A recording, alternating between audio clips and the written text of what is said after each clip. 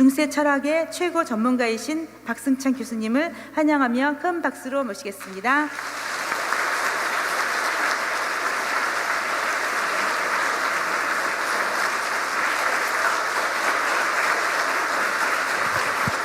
네, 여러분들 반갑습니다. 아까 소개해 주셨는데 성신교정에서 중세 철학을 시작하게 된 계기가 된 저한테 계기를 만들어 주신 분이 바로 이 본당에 계십니다.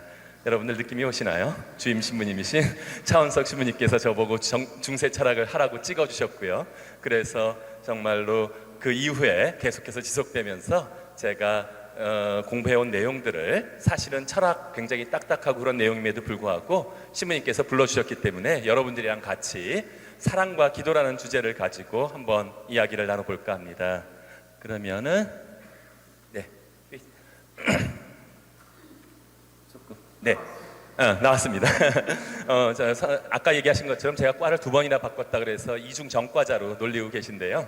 근데 사실은 라틴어 번역하고 우리 라틴어를 읽으실 수 있는 분들이 많지 않기 때문에 제가 라틴어 번역하는 것만을 업으로 삼고 10여 년을 대학에서 보내고 있다가 갑자기 대학 100대 명강의에 뽑히면서 방송에 한번 노출이 돼버렸습니다. 그 다음부터는 이게 교수인지 방송인인지 모르게 자꾸 평화방송 보신 분들, 혹시 한 번이라도 평화방송 그리스도교 서양문화의 어머니 보신 분들 계신가요?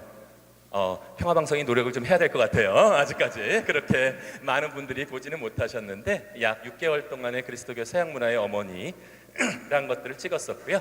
그 다음에 SBS라든지 EBS 통찰 같은 곳에서 중세 철학에 담겨있는 보화들은 우리 가톨릭의 보화들인데 그 보화를 함께 나누기 위해서 열심히 노력하고 있습니다. 사실은 본당은 잘 못 오는데요, 제가 유일하게 반드시 말을 들어야 될 분이 우리 차신부님이시기 때문에 한번 부르셔서 사순특강에 제가 시간을 내서 달려왔습니다.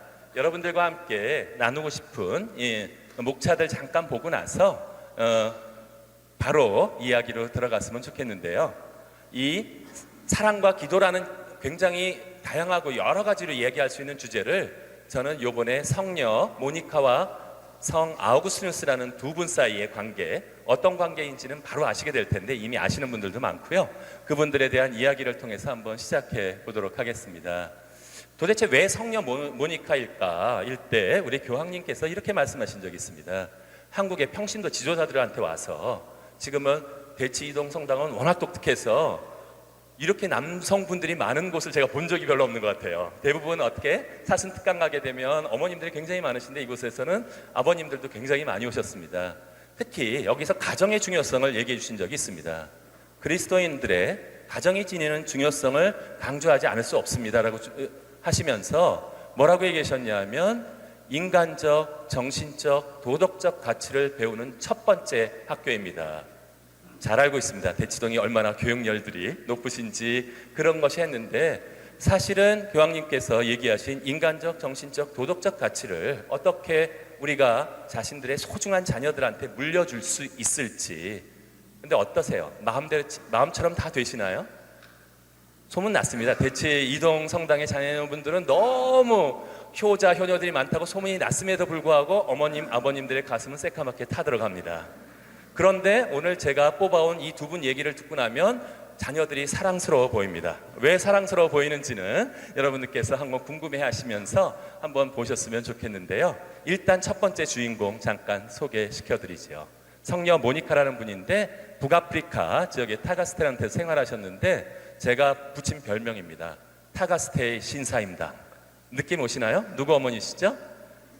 율곡 이 선생 어머니시잖아요.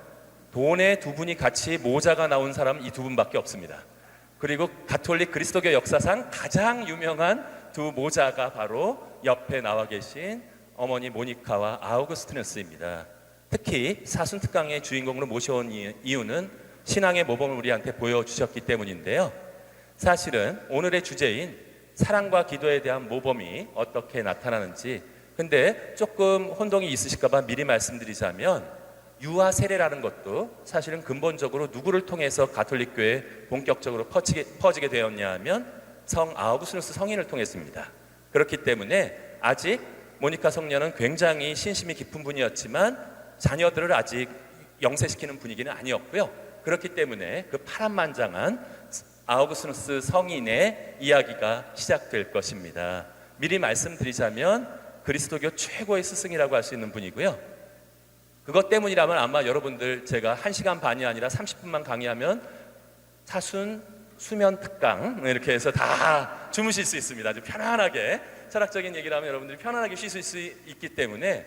그런데 이야기를 들어보다 보면 우리처럼 나약한 사람들 욕심에 빠져보기도 하고 실수하기도 하고, 그래서 제가 일부러 성인과 성녀가 실수한 얘기는 다 모아왔습니다.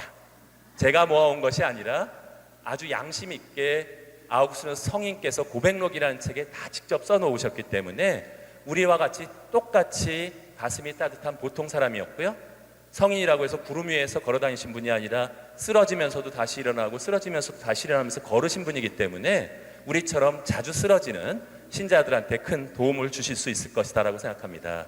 특히 사순특강의 주제로 모신 이유는 특별한 회개를 하신 분이 아우구스누스 성인이시기 때문에 많은 분들 이미 아시지만 그래도 한번 다시 같이 좀 들어주십시오. 왜 그러냐 하면 제가 쫙 보니까 평균 연령이 되게 나오는데 이때부터는 망각의 시기에 들어갑니다. 한번 잊어버려도 들어도 자꾸 잊어버리니까 좀 반복이 되더라도 괜찮지요?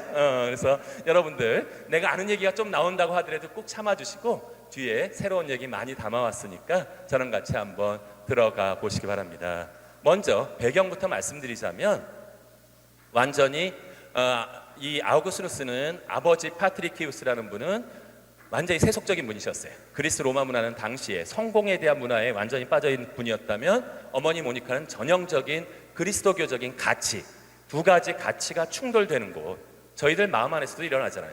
세속적인 성공에 대한 가치에 대한 욕심과 그리스도교적인 올바름이 자주 충돌을 일으키게 되는데 그 한 복판에서 바로 아우구스누스가 태어나고 자라고 성장하게 되는 모습을 지니게 됩니다.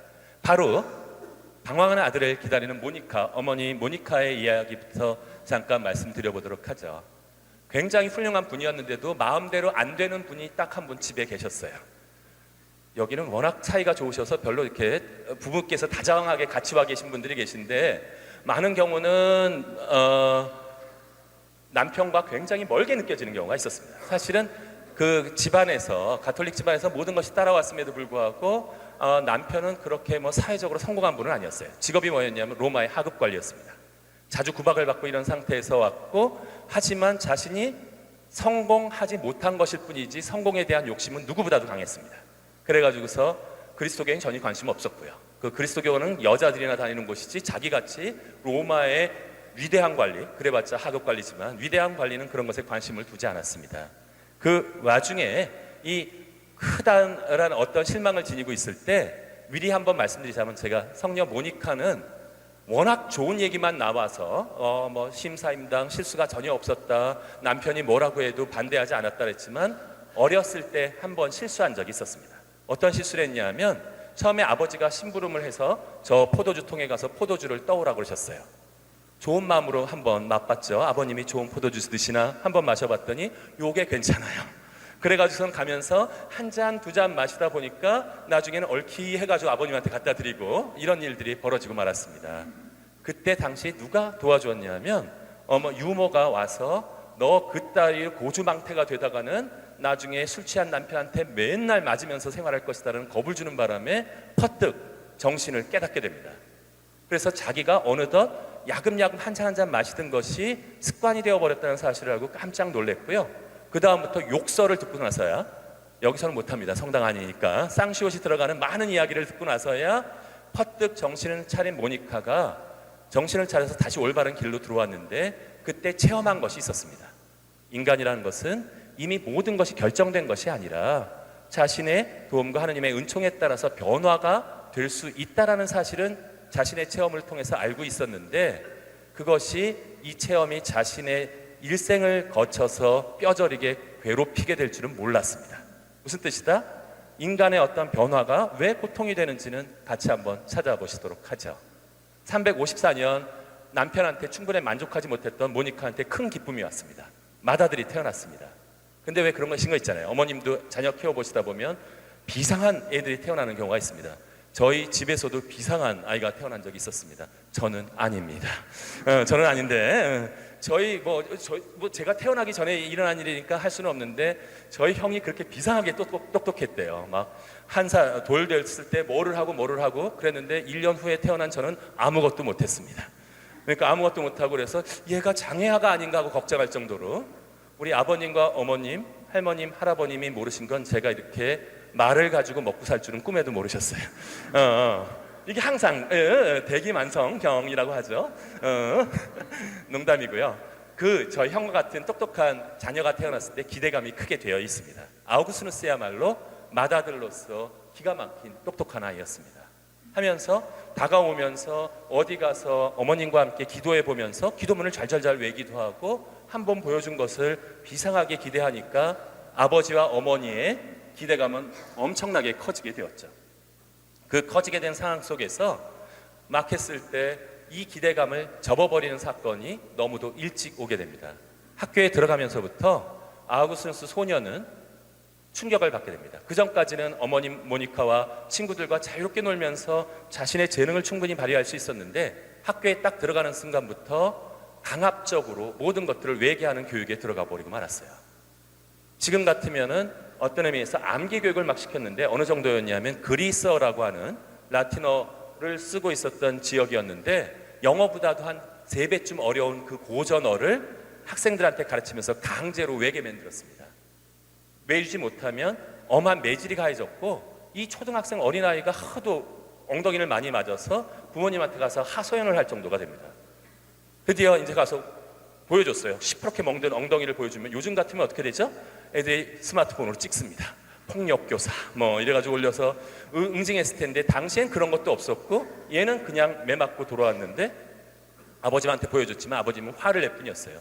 내가 돈을 보냈는데 네가 나를 이렇게 할 수 있느냐 이렇게 하면서 화를 냈고 믿었던 어머니 모니카한테 가서도 보통 때는 항상 안아주셨는데 이번에는 어머니마저도 아가 학교 가면 선생님 말씀 잘 들어야 한단다. 자신을 위로해 주지 않았어요. 세상에서 믿었던 마지막 보루까지도 쓰러진 순간 그래도 똑똑한 아우구스누스는 생각해냈습니다. 어머님이 얘기하신 분이 계셔. 그분은 무엇이든지 사랑을 가지고 무엇이든지 해주신다고 하셨어. 누구였을까요? 어머님이 무엇이든지 사랑으로서 감싸주는 분? 하느님이 떠올랐어요. 고사리 손을 모으고 가서 기도를 드렸습니다. 유일하고 간단한 기도였어요. 뭐야? 매 맞지 않게 해주세요. 하느님이 들어주셨을까요? 고백록에 의하면 들어주시지 않았답니다. 그 어린아이의 매 맞지 않게 해달라는 기도를 하느님께서 들어주시지 않음으로써 이 똑똑했던 아우구스누스는 학교로부터 멀어졌어요. 멀어지면서 뭐라고까지 얘기하냐면 선생님들이 신화와 같은 얘기는 자기가 한번 들은 거로 다 기억하고 외우고 있었는데 그 달콤한 신화 이야기에다가 선생님들이 쓸개즙을 뿌려놓았다 그랬어요. 느낌이 오세요? 강압적으로 교육된 것이 이 재능 있는 아이가 바라볼 때는 전혀 배우고 싶지 않은 쓸개즙을 뿌려놓은 먹지 못하는 그러한 음식처럼 느껴졌다고 하는 것이었죠. 이 친구는 하지만 열정은 엄청난 열정이었습니다. 뭐를 안 했냐면 공부만 빼놓고는 다 열심히 했어요. 공부만 빼놓고 놀이하고 친구들 몰고 다니고 그러니까 그만 어떻게 됐다? 아주 짧은 시간 안에 타가스테의 일진 짱으로 떠오르게 됩니다. 애들을 쫙 몰고 다니면서 어떤 일들까지 벌이게 되었다. 아다들이 반항하면서 어머님 아버님들 나이 드신 분들은 설이 뭔지 아시죠? 설이라는 게 뭐냐면 가서 살짝 다가가지고서 그 수박이나 참외 뜯어가 살짝 먹는 건데 요거 한두 개 먹고 나서 재미로 튀어야 되는데 아우구스누스는 그 작은 마을 타가스테에서 기업형으로 했습니다.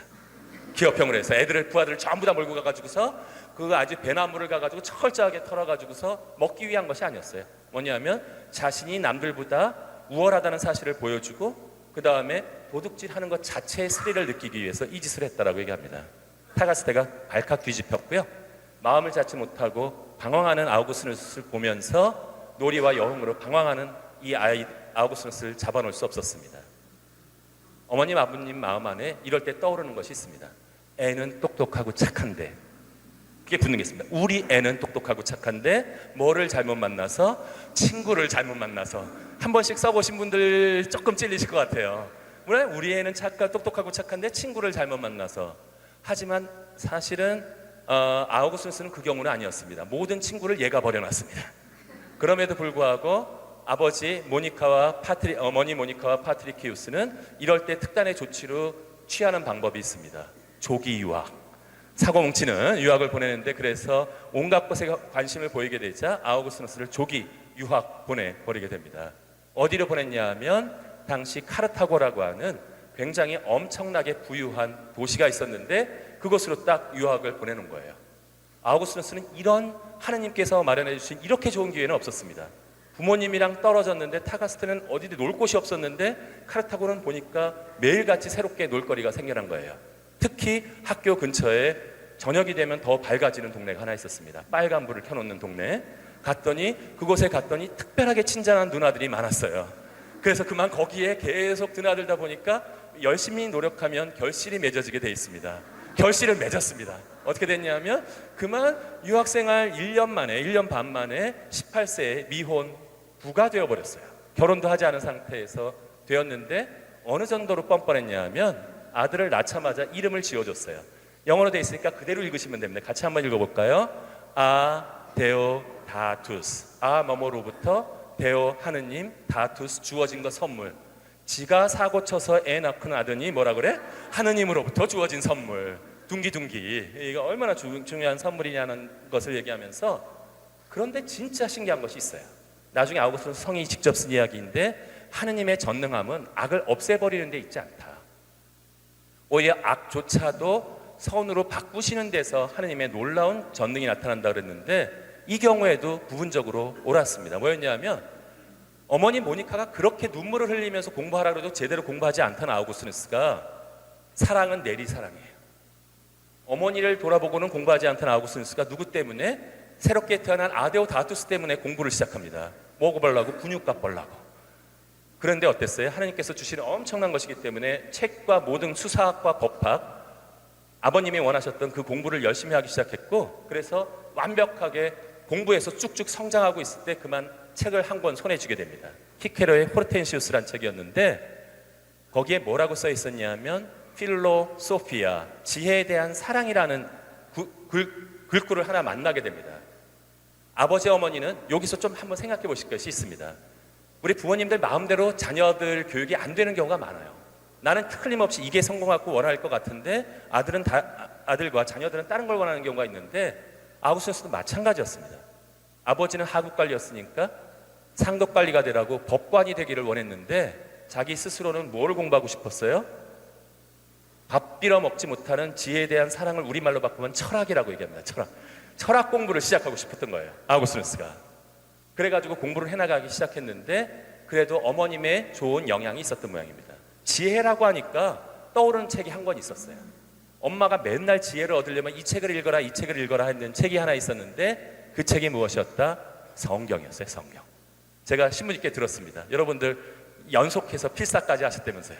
쫙 필사하면서 참 근데 필사만 하시는 분들이 계세요. 내용은 기억하지 않고 이렇게 쭉 열심히 쓰시만 하시는 분이 계셨는데, 이 아우구스누스는 성경조차도 자신이 하나님이 주신 날카로운 재능을 가지고 질문을 퍼부어가기 시작했습니다.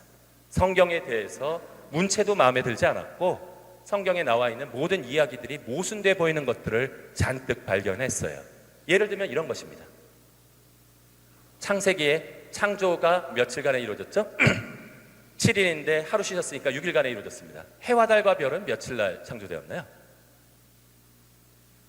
가물가물하죠. 그래서 제가 망각의 시간이 됐다는 거예요. 우리 다 봤어요. 창세기 1장은 봤는데도 기억이 잘 안 나는데 사실은 나흘째 창조됐습니다. 그러면 여러분들은 그치 나흘째네. 그래 왠지 나흘째 같았어. 여러분들 그러실 텐데 아우구스누스는 달랐어요. 이상하다. 해가 떴다 지는 걸 하루라고 그러는데 해와 달과 별이 나흘째 나타났으면 그러면 어떻게 된 거지? 그 앞에는 하루 이틀 사흘은 어떻게 됐지? 질문을 퍼부어대기 시작했어요. 성경에 대고. 그런데 어머니 모니카는 열심히 읽기만 하셨지 아우구스누스의 모든 질문에 대해서 답변을 못 해주셨습니다. 그러면 구약은 놔두고 구약은 좀 어려우니까 너는 어린애니까 신약부터 읽어. 신약을 읽었어요. 엄마 말을 듣고. 읽어보는데 신약 펼치자마자 예수님 족보가 나옵니다. 마태오복음에 나오죠? 아브라함이 누구를 낳고 열심히 필사하시는 분들 그분은 건너뛰고 싶었어요. 보통의 일반적인 신자들이 어떻게 읽느냐면 아브라함이 낳고 쭉 밑에 내려가서 낳았다 그러고 넘어갑니다. 그런데 아우구스누스는 족보가 또 한 번 나온다는 사실을 또 찾아냈어요. 루카복음 뒷정에 나오는 것을 이것만 알아도 우리 가톨릭 신자들 대단하다고 그러는데 아우구스누스는 비교해봤어요. 안 맞아. 예수님 족보가 안 맞아.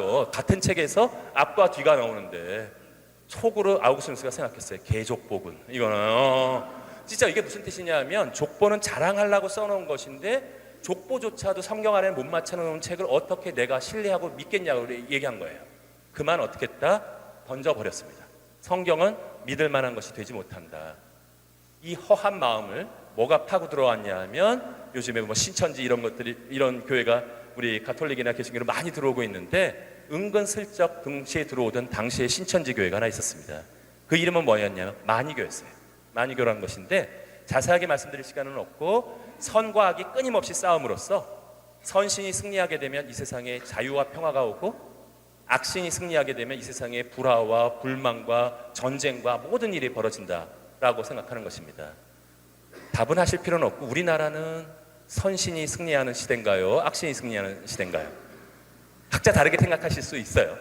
하지만 이러한 세상과 같은 이러한 틀을 가지고 만이교가 아주 그럴듯하게 얘기하면서 뭐까지 끌어들였냐 하면 사실은 부처님도 우리 선신의 사자고 예수님도 우리 선신의 사자고 하지만 최고의 선신의 사자는 누구? 만이 자기라고 가르쳤어요. 이것이 굉장히 비슷합니다. 이름까지 비슷합니다. 거기 특정 종교를 얘기할 필요는 없지만 거기 이름이 이런 비슷한 이름이 나와요. 그런 사람들이 나타나는 어려움이 있는 상황 속에서 그만 아우구스누스가 성경을 내던지고 일로 들어가게 됩니다. 왜 들어갔는지가 조금 궁금하실 수 있는데 왜 여기로 들어갔냐 하면 사실은 아우구스누스는 그렇게 아데오다투스를 넣고 육정에 빠지면서도 양심의 가책을 느끼고 있었어요. 양심의 가책을 느끼고 있었는데 선신과 악신에 대한 얘기를 들으면서 자기의 양심에 대한 책임을 피할 수 있는 가능성을 하나 발견한 겁니다. 한번 생각해 보세요. 지금 한 20분 들으니까 여러분들 마음 안에서 갈등이 일어나시는 분이 있어요. 오늘 잘못 왔다. 지난번 신부니까는 굉장히 재밌었는데 이제 철학 교수가 오니까 벌써 이거 아닌 것 같아. 근데 어떤 분은 또 그러세요. 아 그래 나 견진도 받아야 되고 뭐도 해야 되니까 사순이니까 이 정도는 희생하지. 이렇게 귀에서 왔다 갔다 하는 경우가 있는데 좀 참아주세요. 기왕 오신 김에. 그런데 만일에 내가 원하는 걸 악신이 내 마음 안에 들어와서 강한 신이 반대쪽으로 나를 이끌어 간다면 과연 그 잘못된 행위의 책임이 나에게 있을까요? 아니면 악신에게 있을까요? 악신한테 핑계를 댈 수 있다는 거예요. 쉽게 말해서 내가 여러분들 모르셨죠? 이거 굉장히 좋아요. 여태까지 내가 캥기고 잘못한 건 알고 보니까 내 탓이 아니야. 뭐가 들어왔어? 악신이 들어와서 나의 마음을 그쪽으로 끌고 간 것뿐이다라고 얘기하는 거를 아우구스누스는 기가 막히게 간파하고 만이교로 아주 깊숙하게 들어가게 됩니다. 그런데 만이교에서는 무엇은 되지는 못했었냐 하면 만이교는 정신과 물체를 정신은 선한 신의 것이고 물체는 악한 신의 것이라고 가르쳤어요. 육체는 그럼 어느 쪽에 속할까요? 육체는 물체니까 악신의 세력에 속한다고 생각했기 때문에 그만 이 만이교에서는 성직자들은 그들을 선택된 자들이라고 불렀는데 이들은 굉장히 금욕적인 생활하고 결혼도 하지 않았어요. 고기도 먹지 않았어요. 우리 스님처럼 또는 우리 신부님이나 성직자나 수도자처럼 생활했는데 아우구스누스는 그런 생활은 전혀 하고 싶은 생각이 없었어요. 그런데 그래서 만이교에 뭐가 되어버렸냐면 머리는 좋으니까 만이교의 교사가 되어서 고향으로 들어오게 됩니다. 누가 가장 마음이 찢어졌을까요? 그 사이에 아버님이 이미 돌아가셨는데 가장 마음이 찢어진 사람은 누구였냐면 바로 어머니 모니카였습니다. 그렇게 어머니 모니카는 성공만을 바라는 사람은 아니었어요. 성공만을 바라는 사람이 아니고 그저 자기 아들이 올바른 길로 가기만을 원해서 하느님께 막가진 사람이 되기만을 원했는데 그만 무엇이 되어버렸냐면 그 똑똑한 아들이 이단의 괴수가 되어서 모든 친지와 친척들을 갖다가 이단으로 끌어들이는 그런 사람이 되어서 돌아왔을 거라고는 전혀 생각을 못했었다고 하는 것이죠.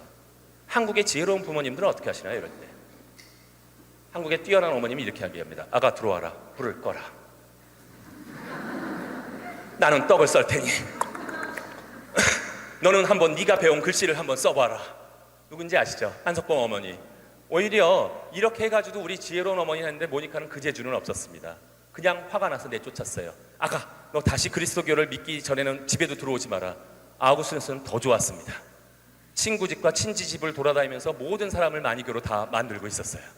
그러던 어느 날 아우구스누스한테 충격적인 일이 벌어졌는데, 친구를 거의 다 마니교로 만들었는데 그만 거기서 이 친구가 열병에 걸려 버리고 말았습니다. 신종 플루인지 메르스인지는 잘 모릅니다.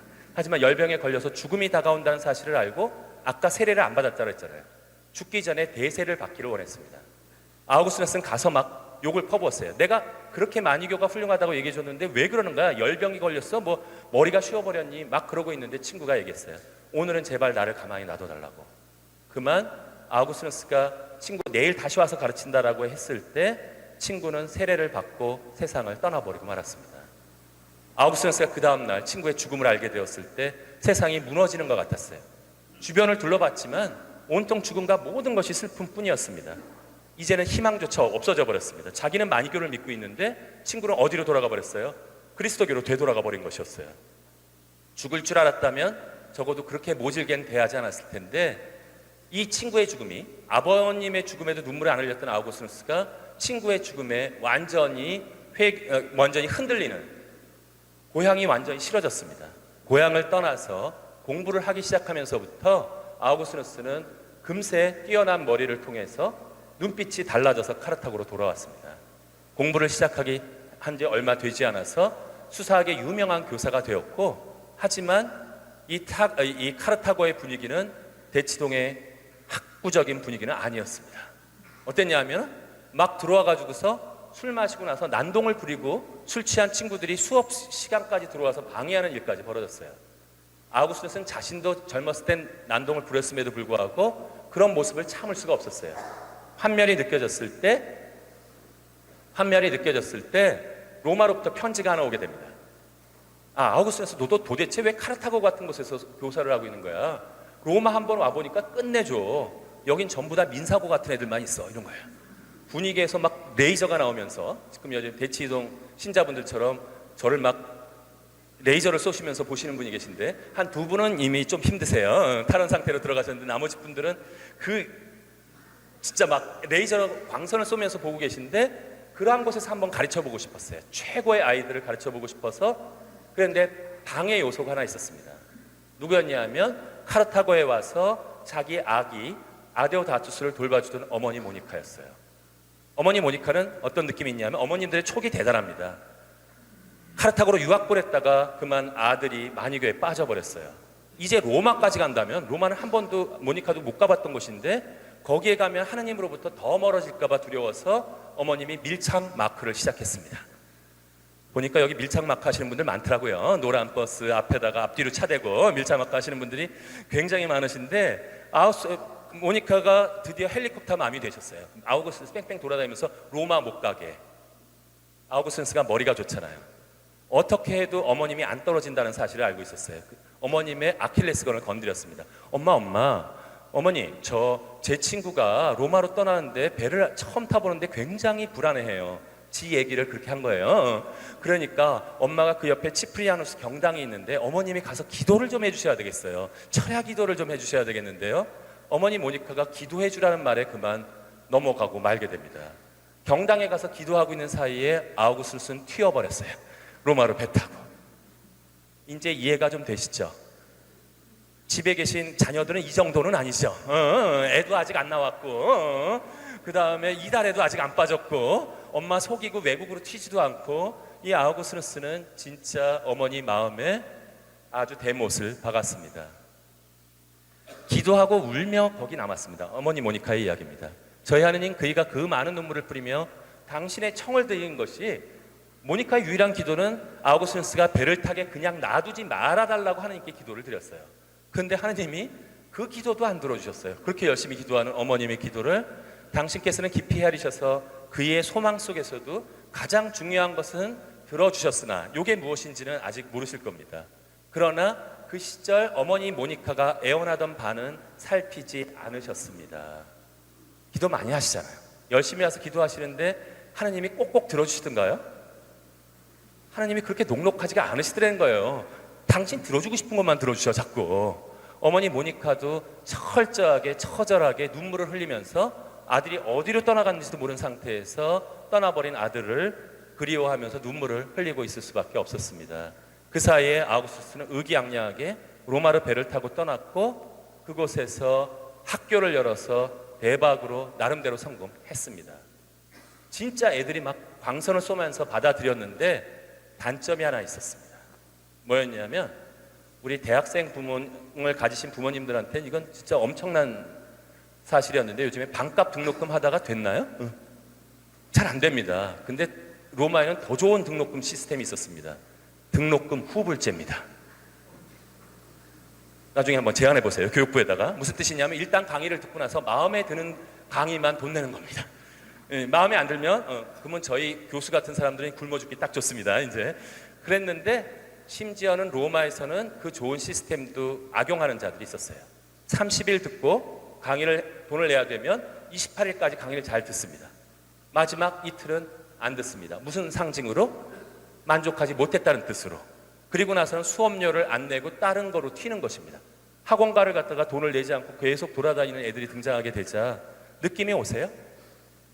머리가 비상하죠. 그런 친구들은 집중도 하고 엄청나게 잘하는데 무엇이 잘못되었냐 하면 가치가 비틀려 있다는 사실을 아우구스누스는 알았습니다. 이 친구들한테 법과 수사, 사람들을 설득하는 기술을 보여준다면 무슨 일이 벌어지겠습니까?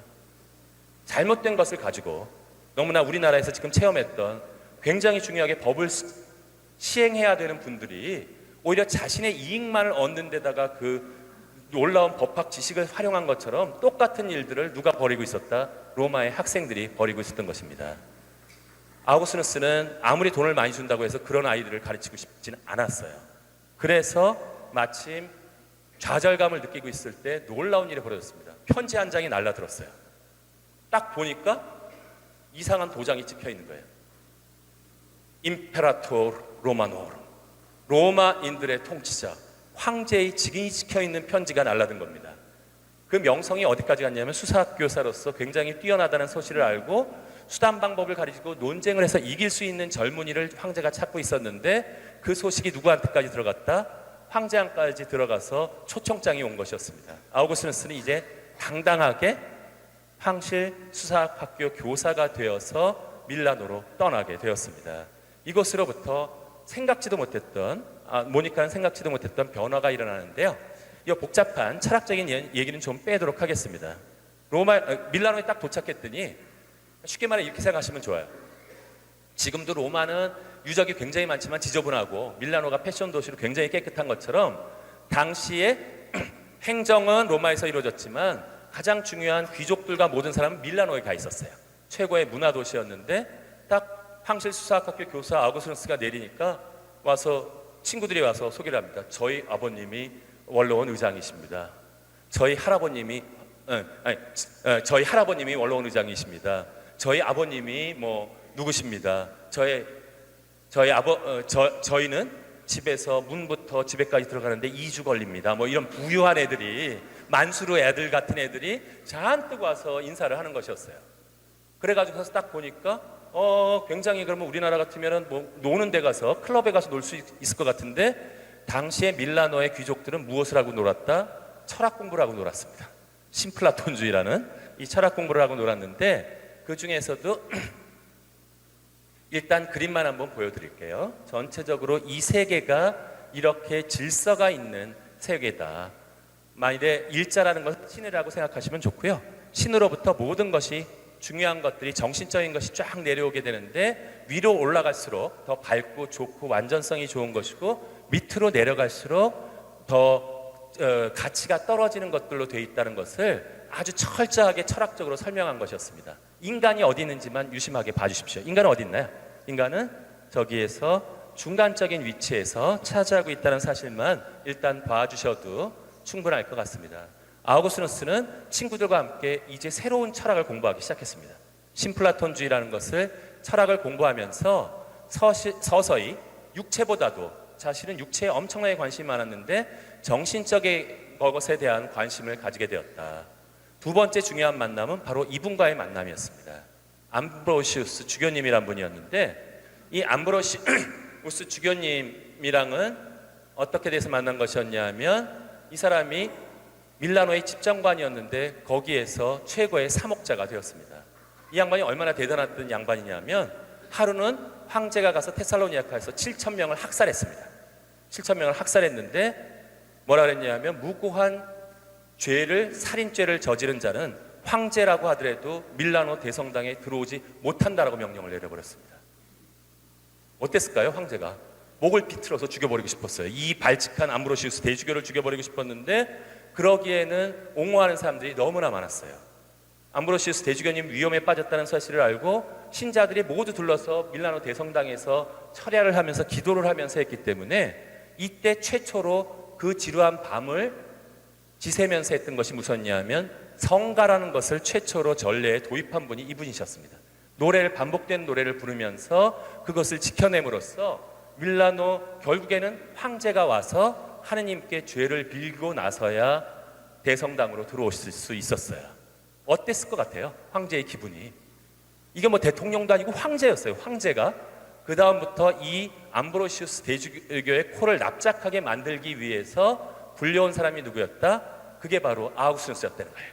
이 말발로 암브로시우스를 죽여놓으라고 황제가 불러온 것이 바로 아우구스누스였습니다. 암브로시우스와 아우구스누스는 사실은 적대적인 진보와 보수를 대표하는 뭐 이런 입장이 될 수 있었겠죠. 그런데 암브로시우스는 아우구스누스를 아버지가 대하듯 아주 푸근하게 안아주었습니다. 더 중요했던 것은 암브로시우스가 아우구스누스한테 무엇을 알려주었냐 하면 멋진 설교를 통해서 아우구스누스는 한 번은 이런 일이 벌어졌습니다. 자기가 수사학은 로마에서 제일 잘한다고 믿고 있었는데 친구들이 이러는 거예요. 야, 지난 주일에 암브로시우스 대주교님 강론 들어봤어? 난 진짜 미치는 줄 알았어. 강론 내내 우느라고 난 눈물을 흘리느라고 어떤 것을 무슨 내용인지도 잘 모를 정도로 정말 너무 감동적이지 않았냐? 왜 이런 얘기를 하는 거예요. 아우구스누스는 콧방귀를 꼈습니다. 그래봤자 그리스도교인데 뭐 모순 투성인 성경을 가지고 아무리 거기다 코팅을 해놓고 뭐를 해봤자 난 그걸 믿지 않아. 근데 무슨 얘기가 나왔냐면 야, 근데 그 수사학적인 능력은 어떻고 정말 대단하지 않니? 한 단어가 아우구스누스의 귀에 들어왔어요. 무슨 단어였을까요? 수사학. 그거는 지가 이 로마에서 제일 잘한다고 생각했는데 수사학을 칭찬해야 되는데 사람이 무슨 수사학을 칭찬해요? 암수사학을 칭찬하고 있는 거야. 이건 참을 수가 없죠, 자기가. 그래서 호랑이를 잡으러 밀라노 대성당에 들어갔습니다. 하지만 대성당에 갔을 때의 자세는 전혀 기도하는 분위기는 아니었어요. 아우구스누스가 딱 앉아가지고 다리를 꼬고 이제 떨고 있는 거예요. 지가 뭐 해봤자 뭐 얼마나 잘하겠어 하면서 뭐 이러고 건방을 떨고 있었는데 주교님이 딱 올라와서 강론을 시작하는데 잘 수사학적이고 인문학적인 지식이 대단한 거예요. 일단 꼰다리를 풀었어요. 꼰다리를 풀고 나서 제법인데 공부 좀 했는데 하고 듣고 있었는데 이야기를 하는 분위기가 엄청난 거예요. 자기가 이미 잘 알고 있는 이야기를 함에도 불구하고 예를 들면 이런 식이에요. 여러분들 아브라함이 이삭을 바칠 때의 마음을 여러분들 이해가 가십니까? 사람들은 굉장히 특히 주일학교를 잘 다니는 사람은 이렇게 오해를 하고 있어요. 어떻게 오해하냐면 아브라함이 이삭을 갈 때 굉장히 기뻐서 가는 줄 알았어요. 믿음의 조상 아브라함은 이러면서 이삭을 바쳐서 빨리 믿음의 조상 돼야지 이러면서 막 그 모리아산으로 올라간 줄 알더라는 거예요. 그랬겠어요? 그랬을 리는 없죠. 암브로시우스는 얘기 들은 거예요. 아이들이 아플 때 마음이 어떠셨습니까? 아이들이 그저 아프기만 해도 부모님 마음은 너무나 찢어지듯이 아프게 되어 있는데 아브라함의 마음은 어땠을까요? 벌써 우시는 분들이 계세요. 왜?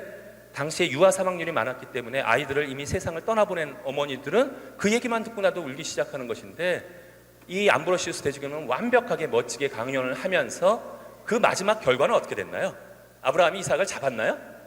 잡지 않았지요. 천사가 와서 말렸고 대신에 순양을 그 옆에 걸려있던 양을 바치게 되었는데 암브로시우스가 그때부터 강론을 시작합니다. 진짜 강론은 그 다음부터였는데 그런데 도대체 이게 무슨 뜻일까요? 아브라함은 이삭을 바치지 않았습니다. 그런데 진짜로 자기 아들을 우리를 위해서 바치신 분이 계십니다. 누구실까요? 누가 자기 아들을 우리를 위해서 바치셨을까요? 예수님이라는 거예요. 아브라함과 이삭에 대한 이야기는 단순히 아버지와 아들 사이의 얘기가 아니라 앞으로 일어날 십자가 사건에 대한 것들을 예표, 예형, 보여주기 위한 말씀입니다. 겉으로 나와 있는 얘기가 아니라 그 밑에 깊숙하게 들어있는 성서에 대한 영적인 의미를 일깨워 주었어요. 아우구스누스는 망치로 역을 맞은 것 같았어요. 꼰다리를 푼 정도가 아니라 그 다음부터 매일 맨 앞에 성당에 가서 앉아있는 자는 아우구스누스였습니다. 이 아우구스누스는 철저하게 이 내용들을 배우기 시작했고, 어머니를 어디다 던져놓고 왔죠? 아우구스누스가 카르타고에다가, 항구에다가, 경당에다 넣어놓고 왔는데 어머님이 수소문에서 찾아냈어요. 로마로 갔다는 소식이 들려왔어요. 로마까지 쫓아왔어요. 얼마나 못된 녀석이냐 하면 밀라노 가면서도 연락도 안 하고 갔어. 그래서 밀라노까지 나중에서야 어머니 모니카가 쫓아왔어요. 그런데 보니까 그 훌륭한 모니카 성녀도 여기서 잠깐 그만 가슴이 흔들려 버리고 말게 됩니다. 어떻게 흔들려 버렸냐 하면, 그 전까지는 열심히 아들이 성공하기 전까지는 하나님을 믿으면서 그저 그리스도교만 돌아와도 좋다라고 얘기했는데, 아들이 버젓하게 황실수사학교 교사가 돼 있는 걸 보고 나서 욕심이 생겨나고 그걸 알았어요. 이 아들을 성공시키고 싶은데 아들의 일생을 망치는 여인이 바로 옆에 하나 붙어 있었어요. 누구였을까요? 이름도 안 나오는데 아데오다투스 엄마였어요. 이 엄마는 신분이 천해서 결혼도 못하는 사이였는데, 모니카가 보니까 그 전까지는 잘 대해줬지만 이제 아들의 출세를 막는 여인을 옆에 둘 수는 없었어요. 이렇게 되면 제빵한 김탁구의 구마준이 엄마 이런 분위기가 나는 거죠. 절대로 안 돼, 내 눈에 흙이 들어가도 안 돼, 이러면서 이제 찢어 놓아 버린 거예요. 이 아데오다투스 엄마와 아데오다투스의 그 아우구스누스 사이를 완전히 갈라서 찢어 놓으면서 카르타고로 돌려 보내버리게 됩니다. 그리고 나서는 그만 어떻게 했냐면 약혼녀를 귀족 가문에서 골랐어요. 조금 욕심이 과하셨어. 나이가 몇 살? 10살이었어요. 아무리 아우구스누스가 욕정이 강해도 변태는 아니잖아요. 이 10살짜리를 가지고 어떻게 할 수도 없고, 아우구스누스는 자기가 내연의 철을 사랑했는데 찢어진 가슴과 그 육체적인 욕정이 뒤범벅이 되어서 큰 고통을 느끼게 되었습니다. 그랬는데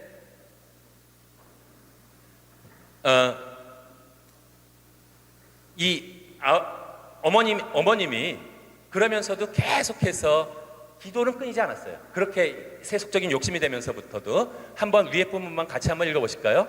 그러는 동안 그이는 제 부탁을 받고 또 자기의 강렬한 소원대로 진심에서 우러나는 외침으로 날마다 당신께 애걸을 하고 있었으니, 장차 있을 제 결혼에 관해서 현실을 통해 뭔가 자기한테 보여주십사는 것이었는데, 당신께서는, 여기 부분이 중요합니다, 도대체 마다하셨습니다. 어머니 모니카가 꿈쟁이였어요. 꿈을 통해서 현실을 자주 봤는데 그래서 아들의 결혼이 워낙 중요하니까 우리 가톨릭 신자도 한번 넘어가고 싶을 때가 있잖아요. 딴 때는 다 참고 있었는데 자식들 결혼시키기 전에는 딱 한 번만 사주를 보고 싶은 거야. 그래가지고 결심하고 사주 보는 사람이 있어요. 고백성사 봐야지. 그러고 나서 가시는 분이 있는데, 어머니 모니카는 그렇게까지는 못했지만 너무 알고 싶었어요. 아들의 결혼이 잘 되는지를. 그랬는데 그 욕심 가지고 애걸하면서 제발 아들의 성공에 대한 모습을 보여달라는데, 하느님께서 어떻게 하셨어요? 그 기도를 들어주지 않으셨어요. 모니카는 그걸 정확하게 기억하고 있었는데, 그 사이에 아우구스누스는 마음이 점점 찢어지게 됩니다. 점점 찢어지게 되었는데, 왜 찢어지게 되었냐 하면, 아우구스누스는 비상했기 때문에 이 황제에 가는 길이 잘못되었다는 사실을 알고 있었어요. 알고 있었는데, 하지만 뭐예요? 공무원이에요. 황실 대변인과 같은 황실수사학교 교사였기 때문에 자기는 황제의 길이 잘못됐다는 걸 아는데 어떻게 해야 돼? 시민들 전체를 속여야 돼요. 무엇을 가지고? 자기 수사 기술을 가지고. 느낌이 오세요? 공부도 했고 성경도 읽었고 심플라톤주의도 배워서 어떤 것이 옳은 길인 줄을 알고 있었는데, 그만 아우구스누스는 이것을 갖다가 제대로 거짓말을 시켜가면서 자신이 밥을 빌어먹어야 되는 그러한 상황을 너무나 불편하게 느끼기 시작했습니다. 떨어가지 않아서 술을 마셨어요. 진탕 마시고 나는데도 잠깐만 위로가 되었지 전혀 위로가 되지 않았어요. 불이 푹 죽어가지고 밀라노 거리를 걷고 있는데 저 멀리서 저분이 나타나셨어요. 저분이 나타났는데 서양 그지를 데려와야 되는데 못 구했어요. 그래서 제가 그냥 여러분들한테 친숙한 분을 그냥 모셔왔는데, 저 그지가 지나가면서 막 노래를 하는 거예요. 이래도 한 세상. 아니, 황실수사학교 부와 명예와 권력을 모두 다 가지고 있는 자기는 행복하지 않은데 저 사람은 오히려 행복해 보이는 것 같은 거예요. 적어도 저 사람은 내일 아침에 깨면 덜 행복하겠지만 뭐는 안 해도 돼요. 거짓말을 안 해도 돼요. 가진 게 없기 때문에. 이 상태에서 아우구스누스의 불안은 너무너무 심해졌습니다. 이제 알았어요. 이 길이 아니라 올바른 길로 돌아가야 된다는 사실을 알고 있으면서도 아우구스티누스가 이렇게 비겁하게 기도합니다. 저도 그렇고 가끔가다 기도할 때 우리가 이렇게 하는 때가 있어요. 뭐냐 하면은 자기가 요 길로 가고 싶은데 일단은 누릴 거는 다 누리고 가고 싶어요. 무슨 얘기인지 아시겠어요? 기도를 하기는 해요. 기도를 하는데 어떻게 기도하냐면 일단은 그 어려운 거나 봉사하는 거가 진짜 모든 것을 버리는 건 지금은 버리지 않게 해달라고, 내가 나중에 늙어서 정 기운이 없어서 못할 때는 그때 버리겠다고, 이런 마음을 가지고 아우구스티누스가 기도하게 됩니다. 파란색 부분만 같이 한번 읽어볼까요? 저에게 순결과 절제를 주소서. 그러나 금방은 말고. 당신께서 저의 기도를 당장 들어주실까 봐 두려웠고 유격의 질병을 즉시 낫게 해주실까 봐 겁이 났습니다. 느낌이 오세요? 요 갈등. 뭔가 자기가 하고 싶은 걸 하는데 놀 거는 다 놀고 나중에 이제, 그래서 어떻게 돼요? 세례를 받으려면 언제 받으면 가장 좋아요? 죽기 직전에. 이러다가 꽉 나면 큰일 나지만 모든 죄를 면하려면 조금 그런 마음이 있는 거예요. 놀 거 다 놀아보고. 그러면서도 아우구스티누스는 점점 갈등이 커졌습니다. 자기가 가야 되는 길을 아는 것과 자기의 습관은 여전히 발목을 잡고 있었어요. 그래가지고서 가끔 가다가 아무 일도 아닌데 북받쳐 오르는 때가 있습니다. 아우구스티누스는 터져버렸어요. 꾹꾹 참고 있다가 강건하게 멋있게 연설하고 돌아다니면서 사람을 다 속였는데 누구는 속일 수 없었어? 자기는 속일 수 없었어요. 눈물을 터뜨리고 있을 때, 무화과 나무에 서서 울고 있을 때 멀리서 소리가 들려왔습니다. 똘렐레게 똘렐레게, 집어서 읽어라, 집어서 읽어라. 그때 당시에 성경 공부를 하고 있다가 돌아왔는데 그 얘기가 애들의 놀이소리일 수도 있었을 텐데 정확하게 자기한테 명령하는 것처럼 들렸어요. 그래서 아우구스티누스는 달려가서, 여러분들 피정 갔을 때 혹시 그런 거 해보셨어요? 너무나 힘드시면 여러분들 성경책을 펼쳐서 가장 먼저 들어오는 성경 구절을 읽으세요. 그게 누구의 명상법이었다? 아우구스티누스의 명상법이었어요. 달려가서 자신이 읽고 있던 로마서를 딱 펼쳐서 읽었는데 이 구절이 나왔습니다. 이거는 중요하니까 같이 한번 읽어볼까요? 밤이